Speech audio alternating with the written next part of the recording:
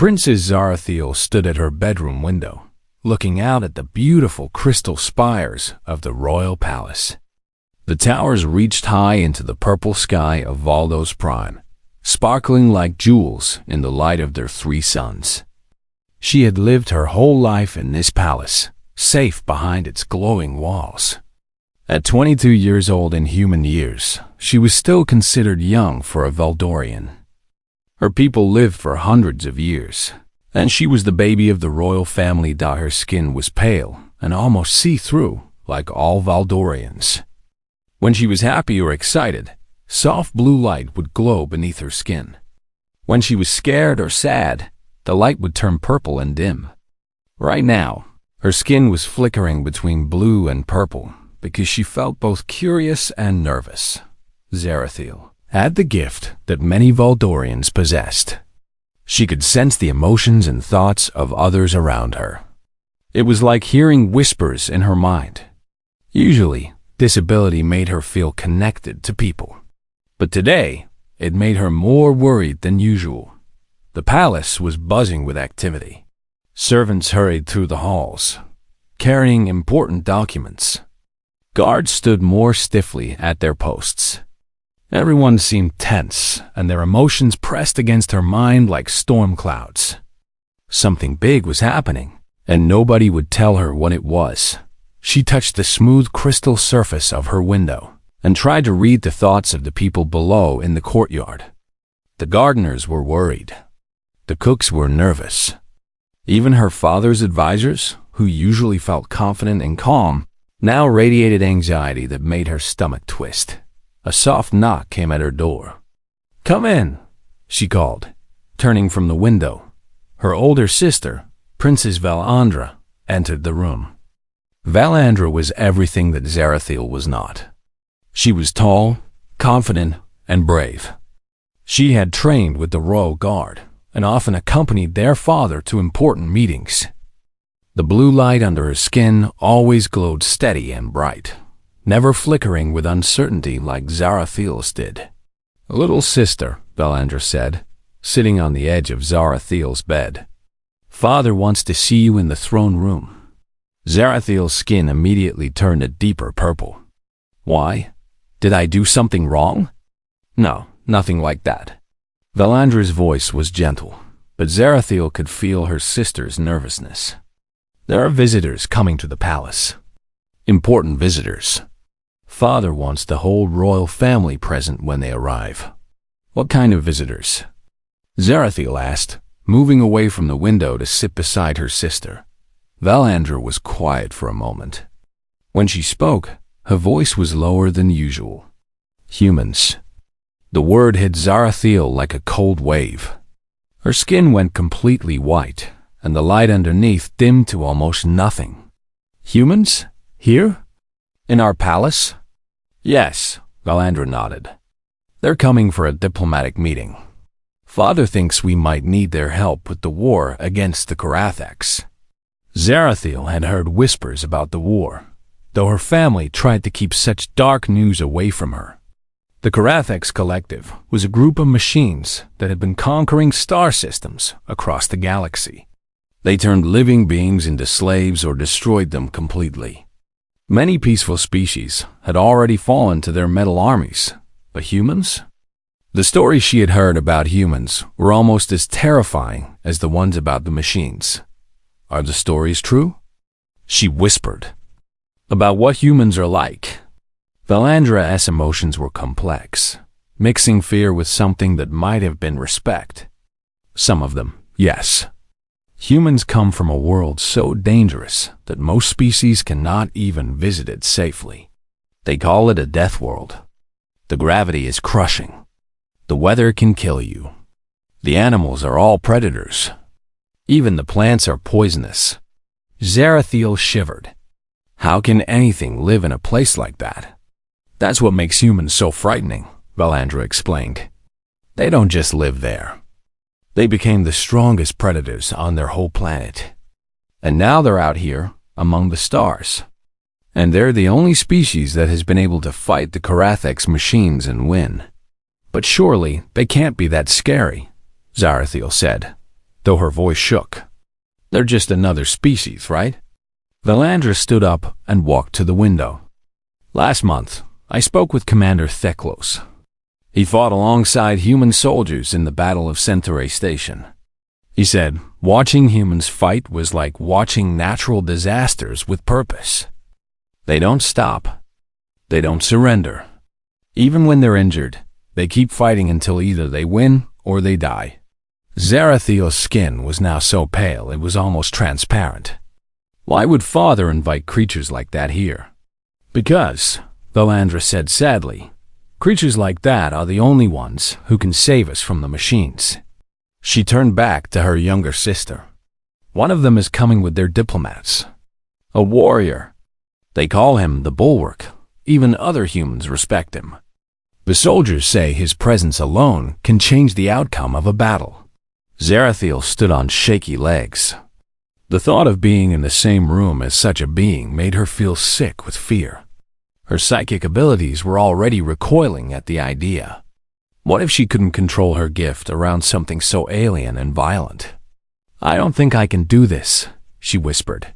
Valandra came over and took her sister's hands. "You can. You're braver than you think. And Father needs us both there. This meeting could decide the fate of our entire empire." Zarathiel looked into her sister's eyes and saw the truth there. This wasn't just about diplomatic manners or royal duty.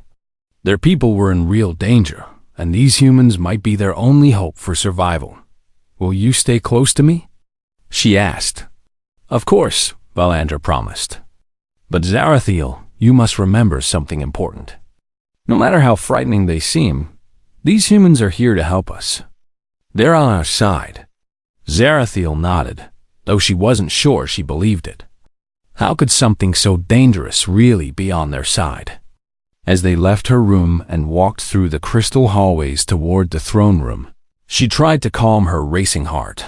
Soon she would meet a human warrior face to face. The very thought made even her brave sister nervous. And if a creature like the Bulwark could make seasoned soldiers shake with fear, what would happen to someone like her? The purple light under her skin grew dimmer with each step. The throne room was filled with people when Zarathiel and her sister arrived. Nobles in their finest robes stood along the walls, their skin glowing with nervous energy. Military advisors huddled in groups, talking in hushed voices. At the center of it all sat Emperor Kelthane on his crystal throne, looking older than Zarathiel had ever seen him.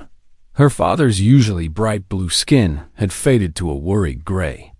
The weight of ruling an empire at war was showing on his face. When he saw his daughters enter, he managed a small smile, but Zarathiel could feel his fear through her psychic connection.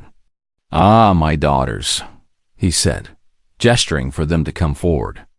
"Please, take your places." Two smaller thrones sat beside the emperor's seat. Valandra moved confidently to the first one, but Zarathiel hesitated. The emotions in the room were overwhelming. Fear, hope, desperation, and uncertainty all mixed together and pressed against her mind like a heavy-weight dot as she slowly walked to her throne. She overheard conversations that made her stomach turn. "I heard humans can lift weights.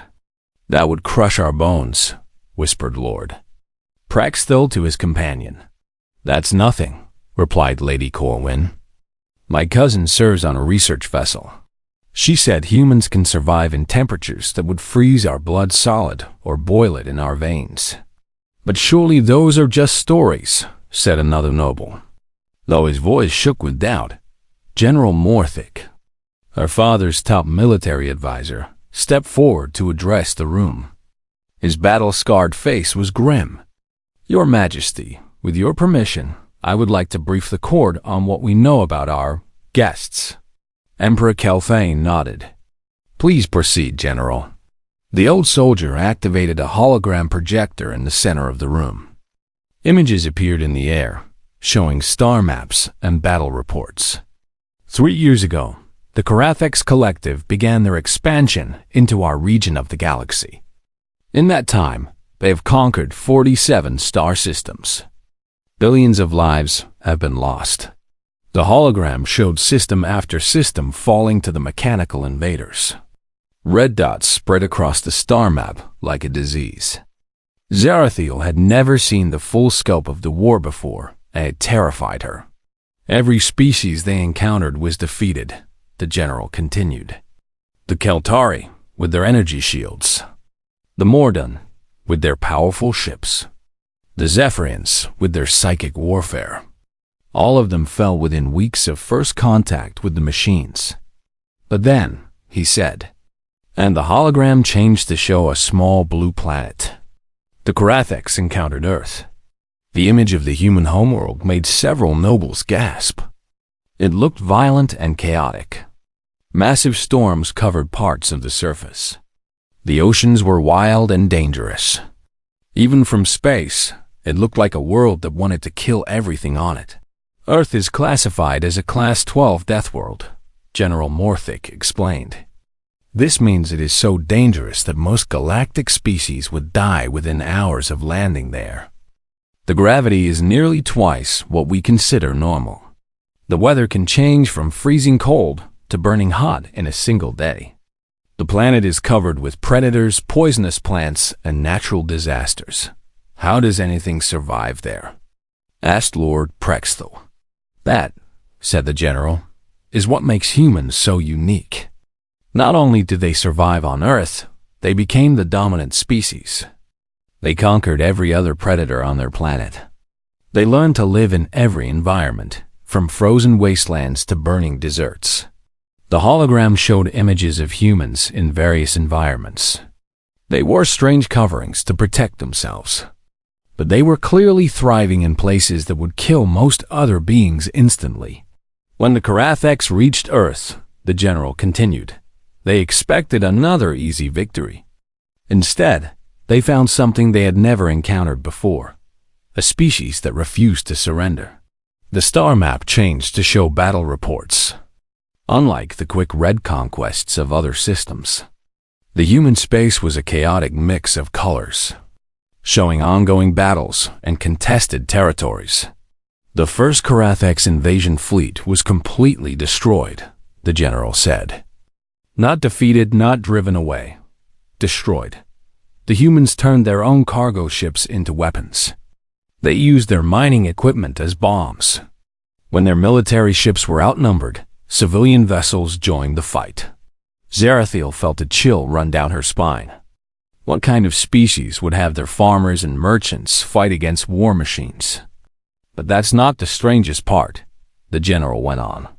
The humans then did something no other species has done.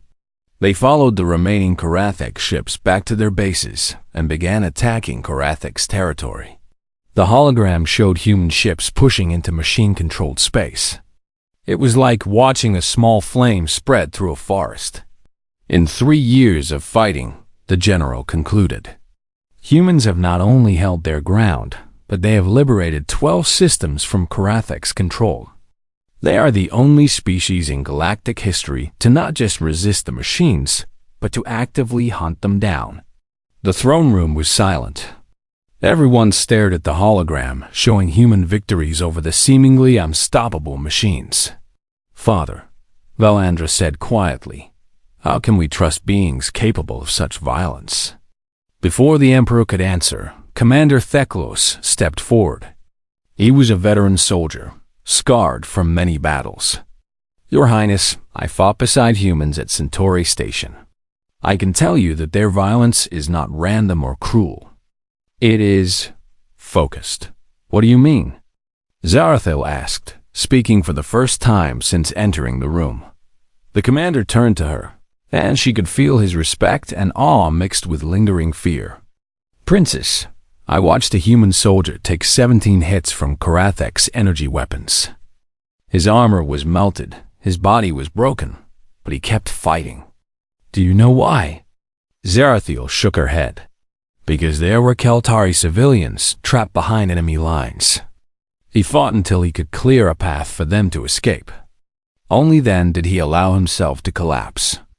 And even then, he lived. They don't fight because they enjoy it, the commander continued. They fight because they cannot bear to see others suffer when they have the power to stop it. I have never seen such determination in any other species. General Morthic nodded. The warrior coming with their delegation is known as the Bulwark. He has never retreated from a battle. His mere presence has turned the tide of conflicts that seemed hopeless. Other humans speak of him with the same reverence we might show to our greatest heroes. What makes him so special? Emperor Calthane asked. According to human military records, the general said, consulting his datapad, he has personally saved over 50,000 civilian lives. He has held defensive positions that should have been impossible to defend. And he has never, in 10 years of combat, allowed a single innocent person under his protection to be harmed. Zarathiel tried to imagine what kind of being could do such things. In her mind, she had pictured humans as savage monsters. But these stories painted a different picture. They were still terrifying, but their terror was directed at protecting others, not destroying them. When will they arrive? She asked. Within the hour, her father replied. Their ship has already entered our system. Zarathiel felt her skin flicker between purple and blue again. She was still afraid, but now there was something else mixed with the fear. Curiosity. What would it be like to meet someone who could face impossible odds and never give up? As if reading her thoughts, Valandra leaned over and whispered, Are you ready for this? Zarathiel looked at the hologram still showing human victories against the machines. Somewhere out there, a human warrior was coming to their palace. A being so determined that even other humans respected him. Soon, she would be in the same room as something that had never known defeat. I don't think anyone could be ready for this, she whispered back. The first sign that the humans had arrived was the change in the palace guards. Zarathiel watched from her throne as even the bravest Valdorian soldiers seemed to grow tense. Their usual graceful movements became stiff and careful. The blue glow under their translucent skin flickered with nervous energy dot through the massive crystal windows of the throne room. She could see the human ship landing in the royal courtyard. It was nothing like the elegant vessels of her people. Where Valdorian ships were smooth and beautiful like floating gems, the human ship looked like it had been built for war. Its gray metal surface was scarred and dented from countless battles. Burn marks from enemy weapons covered. Its hull like badges of honor. It looks like it should have been destroyed long ago, whispered Lord Prexthul to the noble beside him.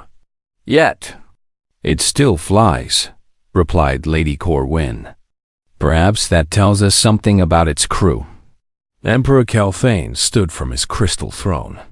Remember, he announced to the court, these beings have come here in peace. Whatever our fears, we must show them the respect due to potential allies in our darkest hour. Zarathiel tried to follow her father's example and stand tall, but her legs felt weak. Her psychic abilities were already sending warning signals through her mind. Something was approaching that felt different from any consciousness she had ever encountered. The main doors to the throne room were massive slabs of crystal that normally opened silently. Today, they seemed to groan under some invisible weight as they swung wide. The first humans to enter looked almost normal, if strange. They were shorter than Valdorians, and their skin was thick and opaque instead of translucent. They wore formal clothing in dark colors and moved with careful, measured steps. These were clearly diplomats, trying to appear as non-threatening as possible. The lead diplomat, a woman with graying hair, stepped forward and bowed to Emperor Calthane. Your Majesty, she said in accented but clear Valdorian, I am Ambassador Sarah Chun of the United Earth Alliance. We are honored by your invitation to discuss our mutual defense against the Karathek's threat. Welcome, Ambassador Chun, the Emperor replied. We are grateful for your willingness to meet with us. But Zarathiel barely heard the diplomatic exchange. Her attention was fixed on the figure that had entered last and now stood silently by the doors.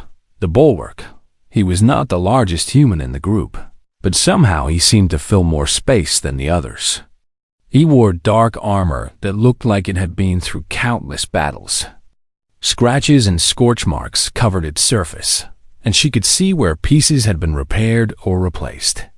His helmet was tucked under one arm, revealing a face that was younger than she had expected, but marked by experiences that made him look ancient. What disturbed her most was not his appearance, but what her psychic senses told her about his mind. Where other beings radiated emotions like heat from a fire, he projected something else entirely. It was like trying to read the thoughts of a mountain or an ocean. There was something vast and unmovable about his consciousness that made her abilities recoil in confusion. She reached out with her mind, as she had done thousands of times before with other people, trying to sense his emotions. What she found made her gasp aloud. It wasn't emptiness or coldness that she sensed from him. It was a wall of pure determination so solid that her psychic probes simply bounced off. Behind that wall, she could sense something immense and controlled, like a storm held perfectly still. This was a mind that had been shaped by impossibly difficult choices and had never once chosen the easy path. Her skin went completely white, and the light beneath it dimmed to almost nothing. She gripped the arms of her throne to keep from shaking visibly. Valandra noticed her sister's distress and leaned over to whisper, "What's wrong?" "I can't read him," Zarathiel whispered back, her voice barely audible. "It's like trying to touch a wall made of will itself." The diplomatic conversation continued, but Zarathiel found herself staring at the human warrior. He stood perfectly still, but his eyes moved constantly, cataloging every person in the room, every exit, every potential threat. She realized he was doing what predators did, studying his environment for any sign of danger. When his gaze swept over her, she felt her heart stop for a moment. His eyes were dark and serious, but she caught something unexpected in them. Despite all the stories about human violence and ruthlessness, despite the terror that his very presence inspired, there was something gentle in the way he looked at her. He seemed to recognize her fear and deliberately shifted his stance to appear less threatening. It was a small gesture, but it told her that underneath all that controlled power, he was still thinking about the comfort of others. Ambassador Chun was explaining Earth's position on the war. "The Karatheks represent a threat to all organic life in the galaxy," she said. "Our intelligence suggests they will not stop until every living system is either enslaved or destroyed. Earth cannot stand alone against such a force forever." "Nor can Valdos Prime," Emperor Kelthane replied. "We have heard remarkable stories of human courage in battle. But we have also heard—" He paused, choosing his words carefully. "Concerning reports about human methods of warfare." For the first time, the bulwark spoke. His voice was quiet, but it seemed to fill the room. "Your Majesty, war is never gentle. The Karatheks have made it clear that they offer only two choices: submission or death. We have chosen a third option, victory." The simple way he said it sent a chill through the throne room. There was no boasting in his voice, no anger or bloodlust. Just a statement of fact delivered with absolute certainty. "How can we be certain that human intensity will not be turned against peaceful species once this war is over?" asked General Morthic. The warrior turned to look at the general directly.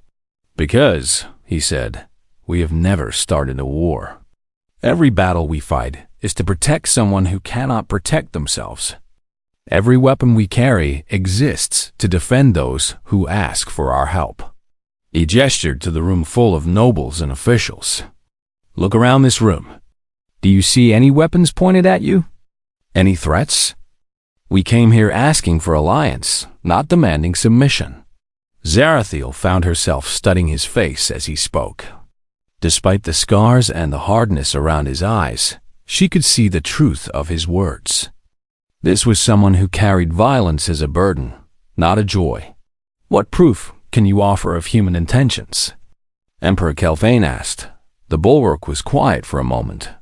Then he reached into a pouch on his belt and pulled out a small object. He held it up so everyone could see it clearly. It was a child's toy. A small, colorful doll that looked like it had been well loved. Its fabric was faded and worn from being held countless times. This belonged to a Keltari child named Vexily, he said. She was 6 years old when the Karathex attacked her colony. I found her hiding in the ruins after the machines had moved on. She was injured, scared, and completely alone. The throne room was completely silent now. Everyone was listening. I carried her 17 kilometers to safety, he continued, through enemy territory while dodging Karathex patrols. She was too scared to let go of this toy, so I carried both of them. When we reached the evacuation site, she gave it to me. She said it was so I wouldn't forget her. He looked directly at Emperor Kelphane. Your Majesty, I fight the machines because they would turn children like Vexily into slaves or kill them for being inconvenient. I carry this toy into every battle to remind myself what I'm protecting. Zarathiel felt tears forming in her eyes.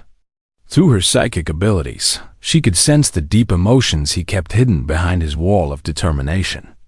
This was someone who had seen too much pain and had dedicated his life to preventing more of it. She realized that her fear was still there, but it had changed. She was no longer afraid that he would hurt innocent people. She was afraid of what it must cost him to carry such responsibility. The bulwark returned the toy to his pouch and stepped back to his position by the door. Ambassador Chun, Emperor Kelphane said, I believe we have much to discuss. The diplomatic meeting had been going well for over an hour. Ambassador Chun and Emperor Kelphane discussed trade agreements, shared technology, and military coordination. Zarathiel found herself relaxing slightly as she listened to the peaceful negotiations. The human diplomats were nothing like the monsters from the stories. They were careful, respectful, and genuinely seemed to want to help. Even the bulwark, despite his intimidating presence, had not moved or spoken since sharing the story of the Keltari child. That's when the crystal walls of the throne room exploded inward. The attack came so suddenly that Zarathiel's mind couldn't process what was happening at first. Chunks of crystal flew through the air like deadly rain. Valdorian nobles screamed and dove for cover as mechanical forms burst through the smoking holes in the walls.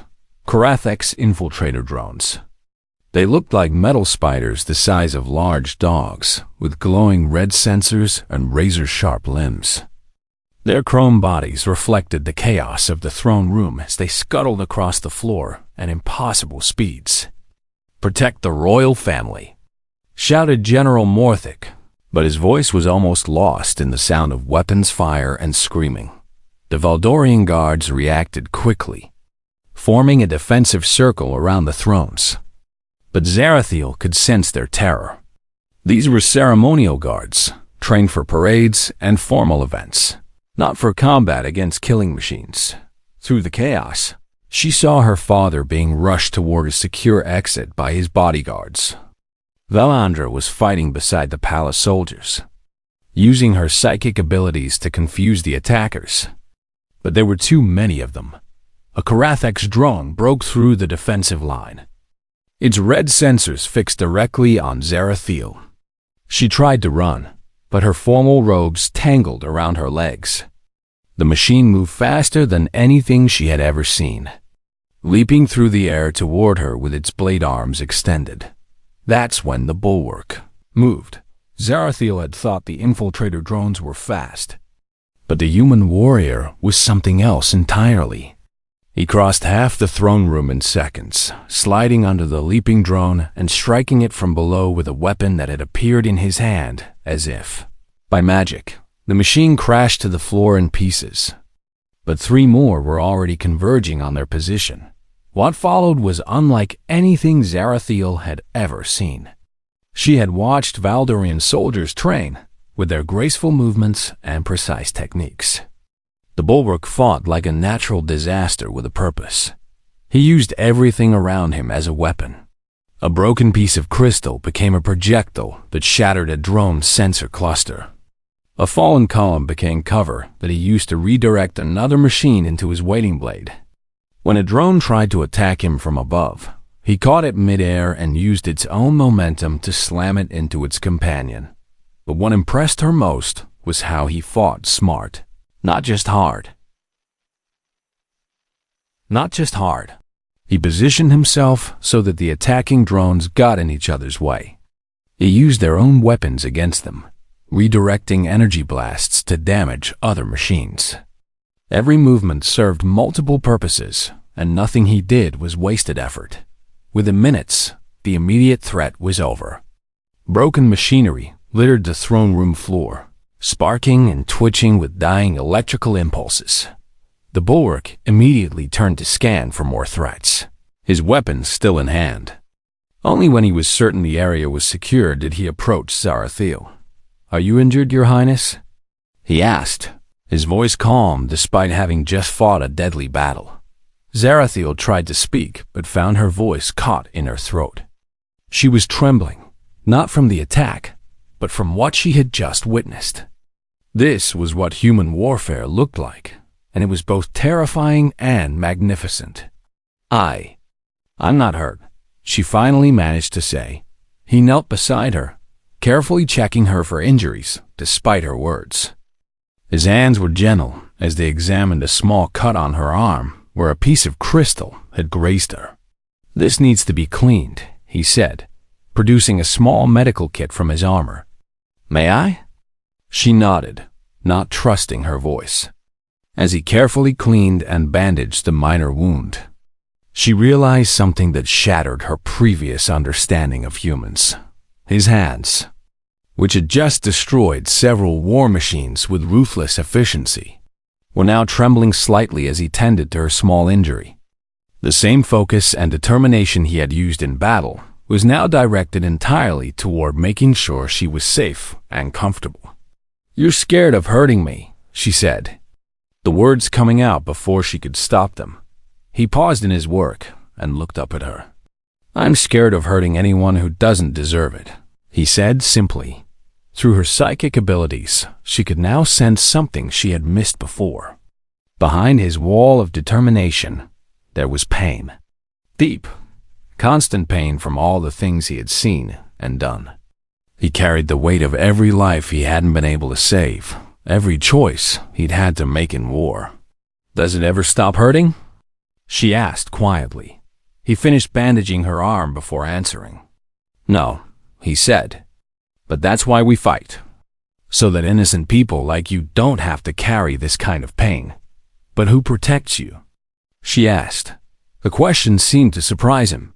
He was quiet for a long moment, and she could sense him considering whether to answer honestly. "Nobody," he finally said. "That's not how this works." "That's not fair," she said. "I meant it." He smiled then, and it transformed his entire face.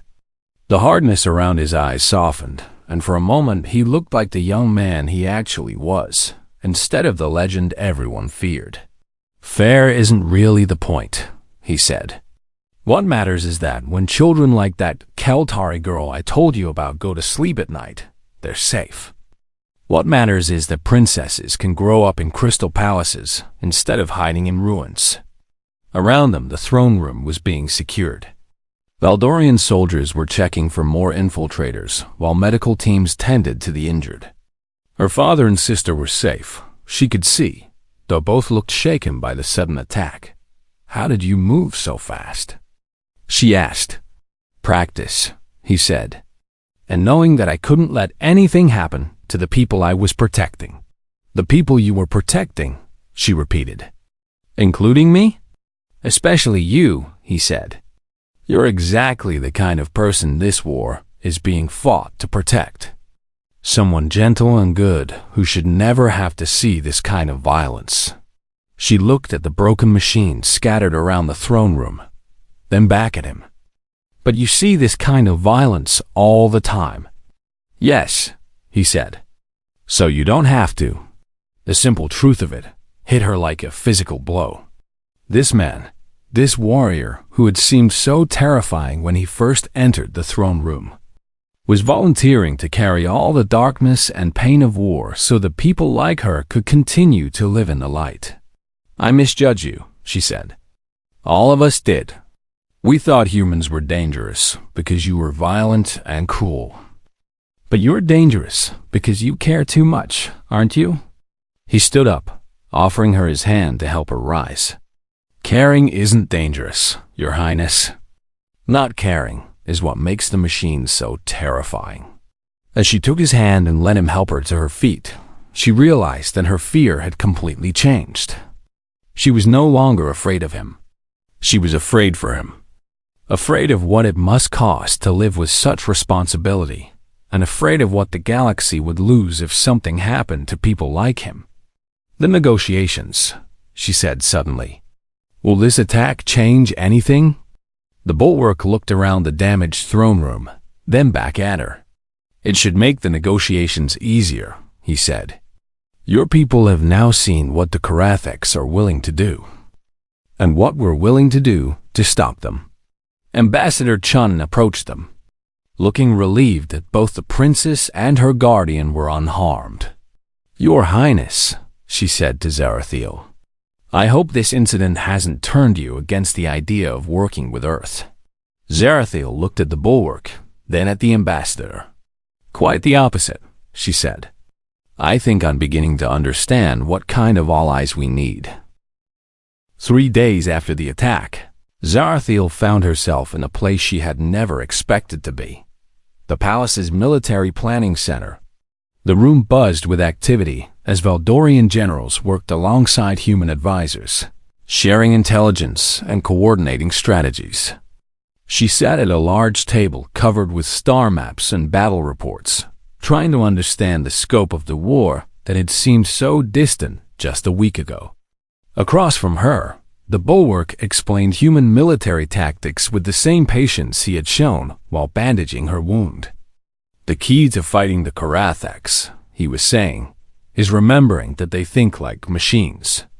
They calculate odds, follow programs, and predict outcomes based on previous data. But they can't truly understand sacrifice or the choice to fight when victory seems impossible." "Is that why humans are so effective against them?" asked Valandra, who had insisted on attending every planning session since the attack. "Partly," the bulwark nodded. "But it's also because we learned warfare on a world that tried to kill us every day. Earth taught us that there's always another option, even when all the obvious ones are gone." Zarathiel had been quiet for most of the meeting, but now she spoke up. "I want to volunteer." The room went silent. Everyone turned to look at her, and she could feel their surprise and concern through her psychic abilities. "Volunteer for what, little sister?" Valandra asked carefully. "To serve as a cultural liaison," Zarathiel said, sitting up straighter in her chair, "between humans and Valdorians. If we're going to be allies, we need to understand each other better." Emperor Kelthane, who had been reviewing casualty reports from other systems, looked up at his youngest daughter with surprise. "Zarathiel, such a position would require you to work closely with human military units. Are you certain you're prepared for that?" She looked directly at the bulwark as she answered. "Father, 3 days ago I was terrified of humans because I thought they were monsters. Now I understand that there's something much more frightening than that. They're heroes. And heroes shouldn't have to carry their burdens alone." Ambassador Chun smiled at this. "Princess, what exactly do you have in mind?" Zarathiel had spent the last 3 days thinking about this. Valdorians have abilities that humans don't. Our psychic gifts let us coordinate across vast distances, share emotions and thoughts, and sense things that normal senses can't detect. But we're not warriors. We've never had to be. She gestured to the star map showing Karathik's territory. Humans have the strength and determination to fight the machines, but you fight as individuals. Valdorians could help you fight as something greater than the sum of your parts. The bulwark leaned forward with interest. You're talking about psychic coordination in battle. Could your people really do that? We do it every day in peaceful situations, Valandra said. Our construction crews can build crystal towers because they share thoughts and emotions. Our medical teams can work together as if they shared one mind. We just never thought to apply these abilities to warfare. Because we never needed to, Zarathiel added. We thought diplomacy and peace could solve every problem. The Karatheks taught us otherwise. General Morthic, who had been skeptical of human methods, now looked thoughtful. Princess, are you suggesting that Valdorian psychics could coordinate human military units? I'm suggesting something more than that, she said. I'm suggesting that we could create mixed units. Human warriors providing strength and determination, Valdorian coordinators providing unity and tactical awareness. Together, we might be able to do things that neither species could achieve alone. The Bulwark exchanged a look with Ambassador Chun. Princess, that would require Valdorians to enter active combat zones. Are your people prepared for that kind of danger?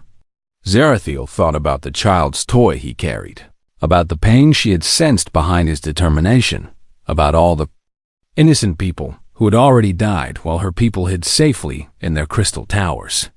Some of us are, she said firmly. Some of us have to be. Emperor Kelphane studied his daughter carefully.